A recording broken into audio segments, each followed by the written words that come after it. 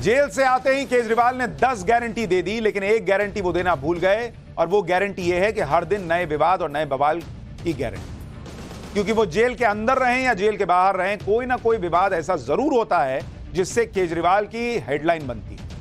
यही आज भी हुआ। आज दिन भर केजरीवाल और उनके शीश महल में हुई एक ऐसी घटना के बारे में चर्चा होती रही, जिस घटना के बारे में ना तो केजरीवाल कंफर्म कर रहे हैं, ना ही केजरीवाल के लोग कंफर्म कर रहे हैं, ना ही उनकी पार्टी कंफर्म कर रही है।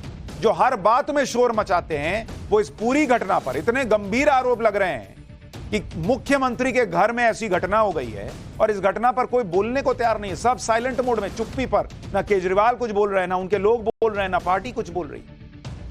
हालांकि पब्लिक खूब बोल रही है, चर्चा खूब हो रही है, पुलिस का भी इस पर बयान है, जिससे सवाल उठ रहे हैं कि क्या दिल्ली के सीएम अरविंद केजरीवाल के शीश महल में भयंकर हंगामा और मारपीट हुई है? क्या आम आदमी पार्टी की सांसद और दिल्ली महिला आयोग की पूर्व अध्यक्ष स्वाति मालीवाल के साथ शीश महल में मारपीट हुई है? क्या सीएम केजरीवाल ने अपने पीए विभव कुमार से कहकर स्वाति मालीवाल पर हमला करवाया? क्या ये सारे सवाल आज खड़े हो रहे हैं, और ये सवाल इसलिए खड़े हो रहे हैं क्योंकि केजरीवाल और उनकी पार्टी इस पर कुछ बोलने को तैयार नहीं। ये सब सवाल तब से उठे जब से दिल्ली पुलिस को आज एक पीसीआर कॉल मिली। दिल्ली पुलिस के कंट्रोल रूम में आज सुबह 9:31 पर एक कॉल किया गया।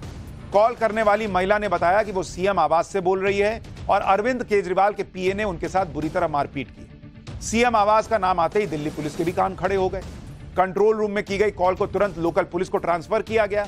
लोकल पुलिस जब शीश महल पहुंची तो वहां पता चला कि मारपीट और हमले की शिकायत करने वाली कॉल दिल्ली महिला आयोग की पूर्व अध्यक्ष और आम आदमी पार्टी की सांसद स्वाति मालीवाल ने की। फिर दिल्ली पुलिस के कहने पर आम आदमी पार्टी की सांसद स्वाति मालीवाल सिविल लाइंस थाने भी गई।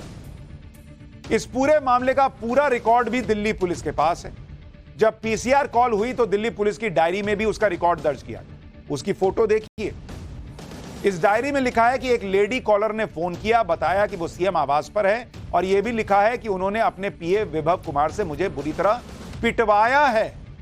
ये शब्द देखिए, ये पुलिस ने जो लिखा वही बता रहा हूं, अपनी मर्जी से नहीं कह रहा हूं। पुलिस के रिकॉर्ड में है कि देखिए, मुझे बुरी तरह पिटवाया है। सुनिए इस पूरे मामले में दिल्ली पुलिस ने क्या आधिकारिक बयान दिया है, फिर आपको बताऊंगा कि इस मामले का सच क्या है।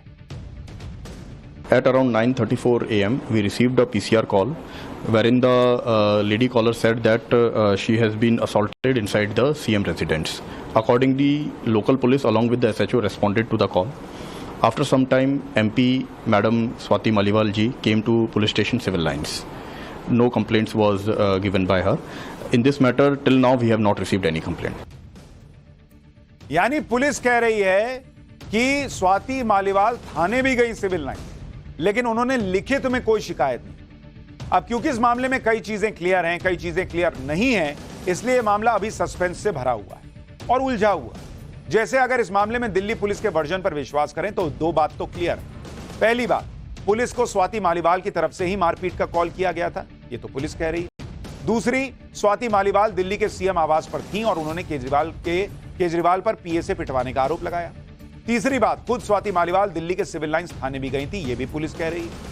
लेकिन यह मामला इसलिए उलझा हुआ है क्योंकि कई बातें अभी क्लियर नहीं। जैसे पहली बात तो यह कि केजरीवाल अपनी ही पार्टी के सांसद से कथित मारपीट क्यों करवाएंगे।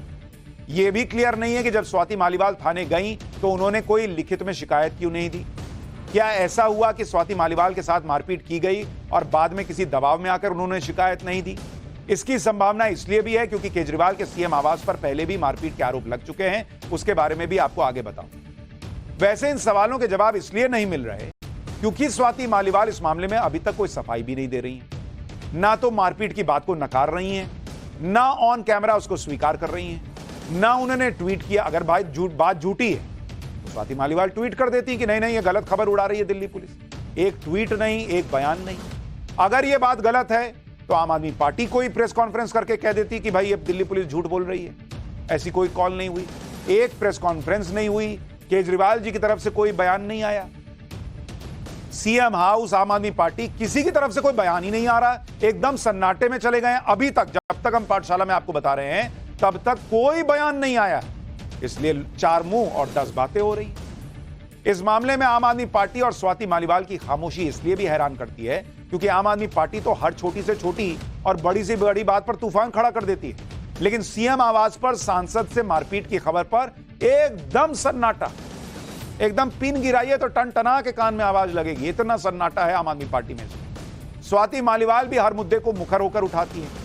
महिलाओं के खिलाफ अपराध पर वो खूब हल्ला बोलती है, लेकिन अपने साथ हुई कथित मारपीट पर कुछ भी नहीं बोल रही। हालांकि आम आदमी पार्टी भले ही कुछ ना कहे, लेकिन बीजेपी ने तो इसे बड़ा मुद्दा बनाया। बीजेपी ने इस मामले में सीधे अरविंद केजरीवाल को घेर लिया।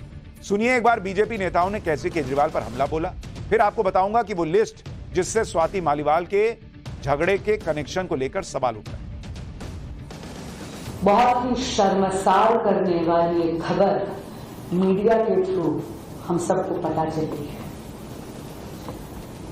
ये पता चला है कि माननीय मुख्यमंत्री अरविंद केजरीवाल जी के उकसाने पर उनके ओएसडी ने हाथ उठाया है, अभद्र व्यवहार करा है, दुराचार करा है उन्हीं की पार्टी की सांसद स्वाति मालीवाल जी के साथ। बहुत ही गंभीर बात है। राज्यसभा की सांसद, महिला आयोग की पूर्व अध्यक्ष स्वाति मालीवाल को आखिर मुख्यमंत्री के घर के अंदर से दिल्ली पुलिस को फोन क्यों करना पड़ा?